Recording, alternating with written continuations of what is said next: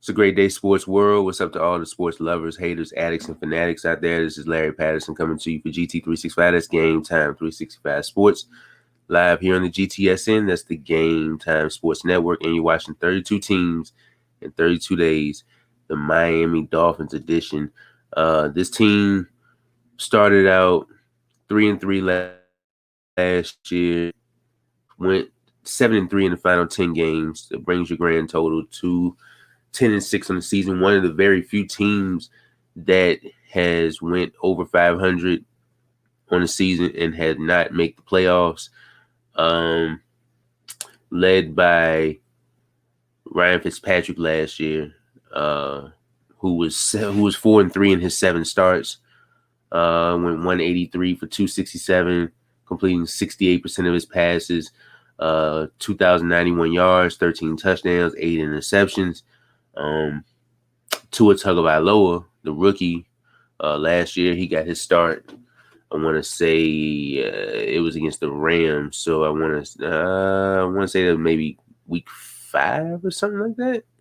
I'm probably wrong, but he went 6-3. Tua went 6-3, 186 for 290, completing 64% of his passes, 1,814 yards. 11 touchdowns, 5 interceptions for the kid. Different reviews. He also had 36 attempts on the run for 109 yards and 3 touchdowns. Different reviews from Tua. He was pretty efficient coming out. And then it's about consistency also. And now, within the last few days, now Miami are the front runners for Deshaun Watson, the Houston Texans quarterback. And to be honest, if Miami can pull off this trade, which they're going to have to give up a lot of picks, might be a player or two to get him, you're going to see this Miami offense go from here to here if they get Deshaun Watson. That's 4,800 yards last year. And considering the multitude of weapons that Miami does have, especially in the receiving department, could be very, very, very interesting if they do pull this trade off. So that will be something to look forward to in the next couple of days, weeks, hours, minutes, whatever. Let's start with the key additions and key departures. Key departures for this team: Ryan Fitzpatrick, Matt Breida, who was bought over last year. Thought the production was going to be a bit up, but it wasn't like it was in San Francisco. I tell you that. Davon Gaucho, Julian Davenport, Matt Hack, Kamu Grugier-Hill, Ted Karras, Kyle Van Noy, who led the team in tackles. I think he had 113 or something like that, but he went back to New England. Shaq Lawson was involved in the trade with Bernard McKinney, and then Bobby McCann. Some of the key departures. I'm pretty sure there were a few more. Key additions, you get Matt Skura, who came from Baltimore, Will Fuller, who came from Houston. Brennan Scarlett also came from Houston. John Jenkins, DJ Fluker, who's probably not even, I don't think he's on the squad right now. Bernard McKinney, who was involved in the trade. Sethan Carter, who came over from Cincinnati. Malcolm Brown, a running back from LA. Jacoby Brissett was 2 years ago, was probably like the best backup quarterback in the league at that time, maybe about 3 years ago. Justin Coleman, Adam Butler on the defensive line, Robert Foster, Greg Little, Cravon LeBlanc, Shaquem Griffin, and Jason McCourty. So with this, those are your key additions and key departures. So with the Miami offense that we were talking about in the past, offensively they were ranked 20th, over 3,736 yards, in the air. That's not top 10. It's 20th, but it could also use a whole lot of work. So if they do get that other quarterback that I was talking about earlier, you're going to see that jump up significantly. In the run, they were ranked 22nd, 1,688 yards. So that's not very good. But with better line help, it could be a lot better. Defensively, this team was ranked 23rd in the pass, over 4,000 yards, 4,024 yards to be exact. Was given up in the defensive pass game. In the defensive run game, they were more efficient, ranked 16th, over 1,862 yards. With guys like Christian Wilkins and, leading that defensive line, as well as others. On third downs, offensively, this team was ranked 27th. Fourth downs, they were ranked first. And in the red zone, they were ranked 17th. Defensively, they were ranked first on third downs. So that's pretty good. They were ranked 10th on fourth downs, and they were ranked 7th in the end zone. So they had the 7th best red zone defense in the league. That speaks volumes. That speaks a growing defense, especially with a defensive head coach in Brian Flores, who came from New England. So he's doing the right thing as far as building this club up. I wouldn't be surprised if this team made the playoffs with or without Deshaun Watson. If Tua can be more efficient and connect with his receivers a little bit more, then you might see this offense, reach some peaks. Let's get into the offense. As I was talking about for the quarterbacks, you got Tua stepping into year 2. That is your leading guy. You drafted him. It was 5th overall for a reason. So we'll see how that situation turns out. Jacoby Brissett stepping into year number 6. I like Jake Brisket as a backup. He can definitely be used as a good starting quarterback, just in case one of your guys go down. I wouldn't, trust him for a whole full season. Maybe for a couple games.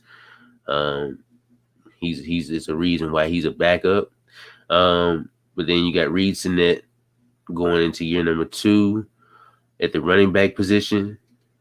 Malcolm Brown, who had a career high 419 yards and 5 touchdowns with the Rams. He was bought over, and he had 33 targets, 23 receptions was 162 yards for the Rams. So he can also do it in the pass game as well. And one thing that he specializes in is goal line situations. He can pound that in. Salvon Ahmed going into year number 2. And Myles Gaskins going into year number 3. Myles Gaskins, 142 attempts for 584 yards and 3 touchdowns. He also had 47 targets, 41 receptions for 388 yards and 2 touchdowns. So I like Myles Gaskins, maybe as a leading back, maybe as a third down back, or however that whole running back situation is going to turn out. But I like it. And then you have somebody like Salvon Ahmed, who's pretty quick, who's shifty, who can bounce off tackles, bounce off ongoing tackles. That running game could be pretty serious depending on how that up front line is. Patrick Laird is going to his 3rd year, Jordan Scarlett going to his 2nd year, and then you got fullback Carl Tucker as a rookie. So that is your running back group. Gerald Dokes also, who's a rookie. That is your running back group. Wide receivers, Lynn Bowden Jr. going into year number 2. Robert Foster going to year number 4. He's a key addition. Could be used in special teams. Could be used in the slot. His first year in the league, he had like 500 and something yards, 500 something. but the production pretty much been down since then. Uh, Will Fuller, you bring him over from Houston. Will Fuller had 879 yards and 8 touchdowns. Mind you, that Will Fuller will be suspended. I think one game. I think it's one game. He did all his other suspensions last year when he was with Houston. He got caught with the PEDs. So that's a deep threat that you got. You can specialize in those go routes. You can throw him in the slot also, but that is a very good pass catcher right there. Injury concern, but we'll see how that goes. Because when he went out last year, he wasn't injured. But I think he had a couple injuries last year, but it really wasn't nothing serious. But years prior to that, he was a pretty banged up receiver. But when healthy, he is dangerous. Also remember his days from Notre Dame being that same dangerous receiver. Jakeem Grant, who can be used in the pass game, who's a return specialist also. I like Jakeem Grant. Mac Hollins going into year number 5. Allen Hurns going into year number 7. Kai Loxley is a rookie.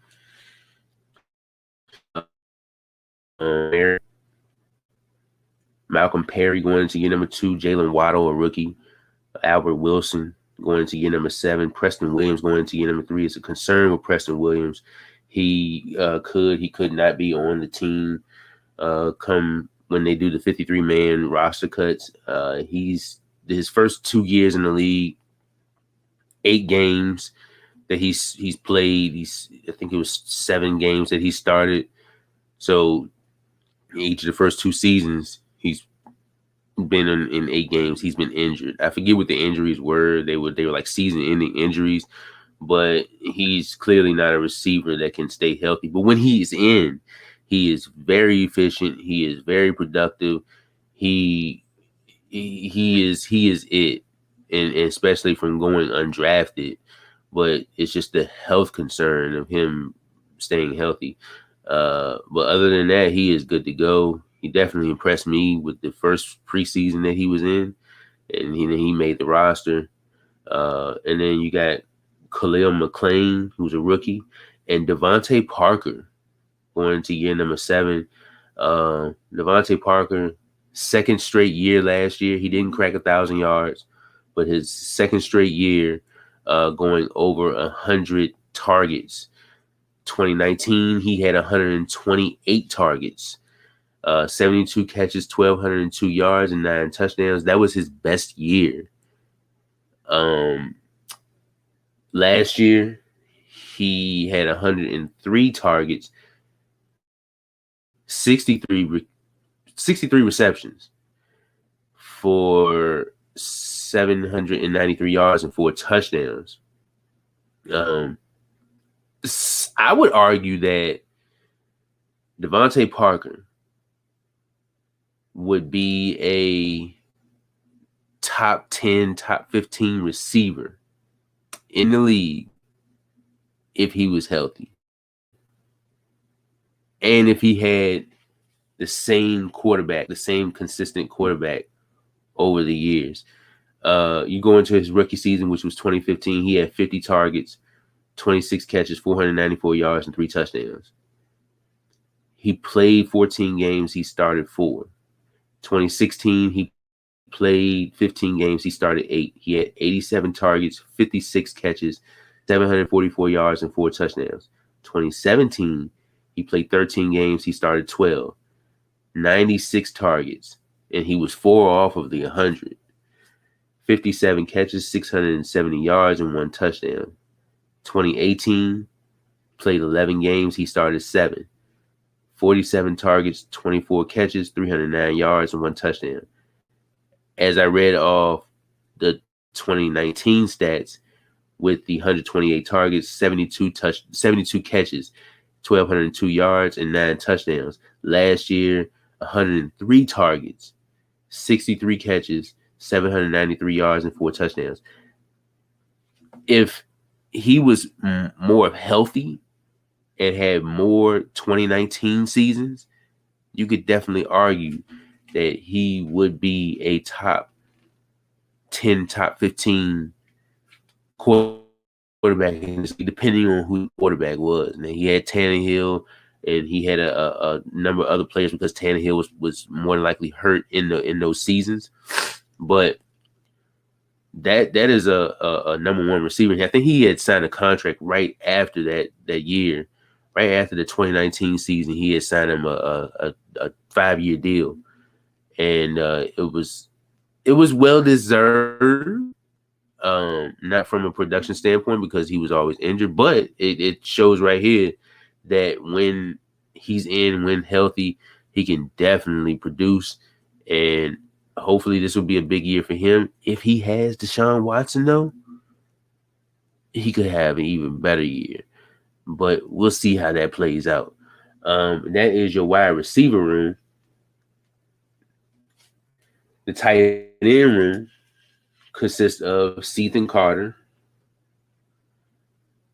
who came over from Cincinnati, who I think can do some good things, but we'll see. You got Hunter Long, who's a rookie, Chris Myrick, Adam Shaheen going into year number 5, Durham Smythe, who has been impressive in camp, going into year number 4, and then Mike Gesicki, who I think is a top 10 tight end going into this league. Gesicki 2020 stats: 85 targets, 53 catches, 703 yards, and 6 touchdowns. Definitely solidified himself as being one of the up-and-coming good tight ends in this league. He can get open in that field. He's got great hands, got good feet. He's got a good eye for the ball. He can help out and run support too. So big shout out to Mike Gesicki, one of my favorite tight ends going into this league. Well, in this league right now, but going into the 2020 season. As far as the offensive line, Matt Skura going into year number 5, coming over from Baltimore. Cameron Tom going to year number 4. Jesse Davis going to year number 5. Michael Dieter going to year number 3. Greg Mance, who they just traded for from Baltimore. So they've been getting guys from Baltimore. But I think that trade just happened within the last 24 hours, the last 48 hours. Greg Mance, the guard, going over to Miami. Robert Jones, who's a rookie. Solomon Kinley going to year number 2. Larno Coleman is a rookie. Durval Curez Neto is a rookie also. He comes from Brazil. Greg Little going to year number 3. Liam Itchenberg, who's also a rookie. Robert Hunt going into year number 2. Austin Jackson also going into year number 2. I think Austin Jackson was the first round pick last year. And Adam Pankey going into year number 4. Maybe for Austin Jackson and Robert Hunt, it can be better seasons this year. They tended to struggle. They were rookies, so they tended to struggle a little bit last year. Hopefully it'll be better years for them this year. Defensively for this team, on the line, Jonathan Ledbetter, who's going to year number 2. Emmanuel Ogbah going to year number 6. Emmanuel Ogbah had 9 sacks. He had 21 quarterback hits. He had 36 pressures, so he's definitely improving. All career highs. He's definitely improving in that category. Started with Cleveland. He had the 1 year with Kansas City, and then he came over to Miami last year. So it's definitely going to be a better year for him. That defense is going to be lit. Tyshawn Render, Jason Strobridge going to year number 2. Adam Butler going to year number 5. Raekwon Davis going into year number 2. John Jenkins, Benito Jones, Zach Sealer, and Christian Wilkins going into year number 3. I remember when he got drafted. Jerome Baker, who led the team in tackles last year with 112. He had 126 in 2019.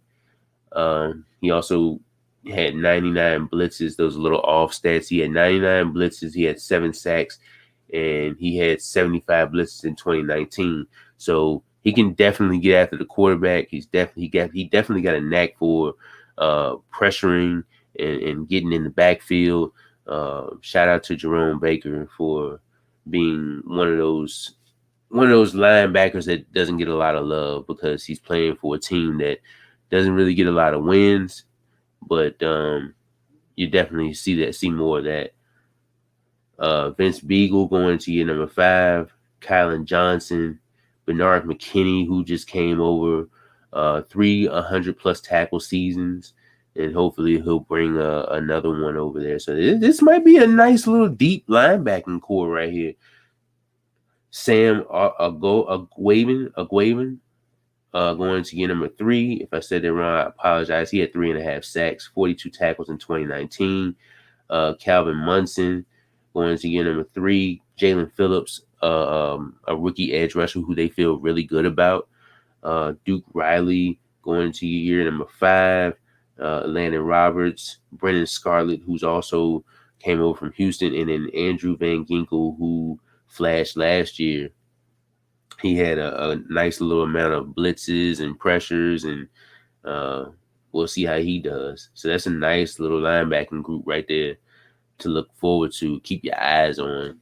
The cornerback group, which is also a nice little group. Jalen Askew, who's a rookie. Cravon LeBlanc, who's coming over. Justin Coleman, who's also a key addition. Javaris Davis, Tino Ellis, Xavier Howard, who had 10 interceptions last year. That was amazing. 10 interceptions last year. He had 4 in 2017. He had 7 in 2018.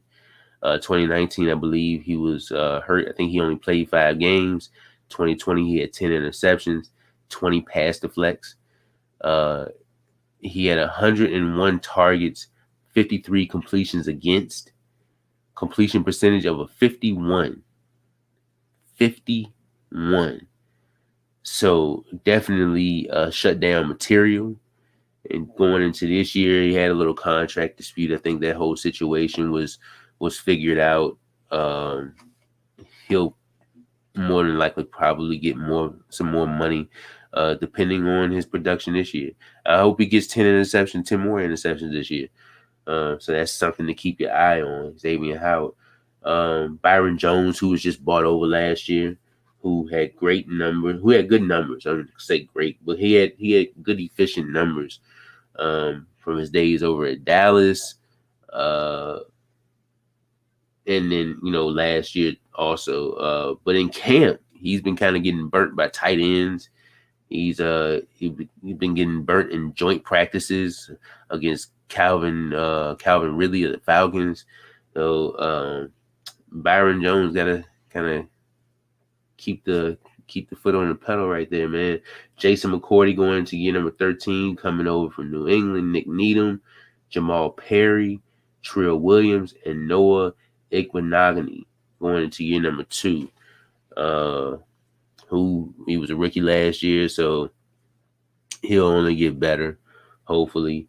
The safety position, Javon Holland, who's a rookie who they feel really great about. I feel really good about him too. Nate Holley, Brandon Jones, Eric Rowe going into year number 7, and then Clayton Fejedelem going into year number 6. I remember he had a scoop up, a fumble recovery against the Colts like a few years ago. Andrew Luck was the quarterback, and Andrew Luck completed a pass. However, the receiver fumbled the ball, and then Fejedelem was there to scoop it up and go in for the score. So that's one of the things I remember about him. Special teams, Jason Sanders, one of the best kickers in the league. Matt Pilardi going to year number 6 as the punter. So that's your 3-4 defense. For the draft picks, we'll go over them again. Jalen Waddle, the wide receiver they picked up out of Alabama, they feel good about him. I feel like if you got the right quarterback in this situation with this receiving core, you're going the distance. Jalen Phillips, a nice edge rusher out of Miami. Javon Holland, safety out of Oregon.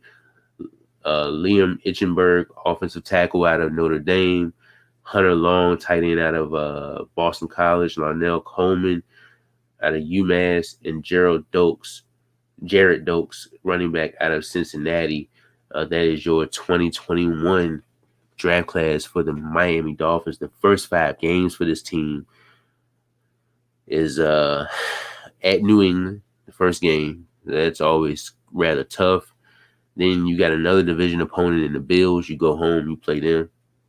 And you're at the Raiders. You play the Colts. And then you're at Tampa Bay. So that's a nice, pretty tough schedule. Nice, pretty tough 5 games right there. New England, Buffalo, Raiders, Colts, and then Buccaneers. All in all, I think that if this team, as I said, like the last 3 times, I think if this team had the right quarterback, I think you could be talking about contenders, especially in that division with Buffalo being like the only contender. New England probably could too, depending on how the offense is ran. But I feel some sort of way about this team because if they had the right quarterback, they can go the distance, especially the quarterback that they're talking about coming in and being, with Miami being the leading candidate for landing him. I know they're going to have to give some stuff up, but that shall remain. This is Larry Patterson for GT365. That's Game Time 365 Sports Live here on the GTSN. That's the Game Time Sports Network. If you have not subscribed to the YouTube channel, go ahead. Game Time Sports Network. It's over there. And then on Facebook, Game Time Sports Network. Follow your boy. It don't cost nothing.